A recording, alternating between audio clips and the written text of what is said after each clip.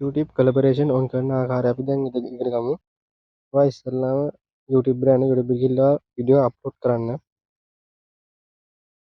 Video upload කරනත් එක්කම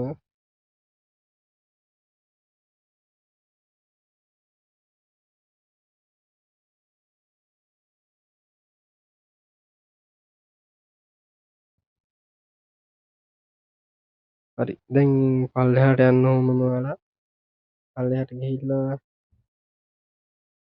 එනවා invite collaboration එක බලන්න. ඊට පස්සේ ඒකෙන් ඔයාලට අදාළ channel එක search කරලා ඒකට invite කරගන්න. මගේ අනිත් channel එක කවිෂ academy එක මම search කරනවා create link කියලා දෙන්න එකට. හරි. ඊට පස්සේ ඔයාලා WhatsApp එකට ඒ link එක share කරගන්න. එහෙම share කරත් එක්කම ඊට පස්සේ ඔයා ආයෙත් WhatsApp එකෙන් මේ වෙලා ආයෙ YouTube එකට යන්න.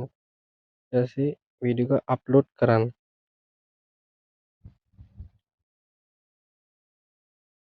හරි. වීඩියෝ එක අප්ලෝඩ් වෙලා ඉවරයි. ඊට පස්සේ මෙන්න මේ ආකාරයට පෙන්නනවා කවිෂ ටෙක්නික් විතරක් එක channel එකක් පෙන්නනවා ඔයාලට. හරි. ඊට පස්සේ ඔයාට YouTube studio ඒකෙන් මම ඉතින් කවිෂ ටෙක්නික් ඒක හරව ගන්නවා කවිෂ academy කියන channel එකට. හරි.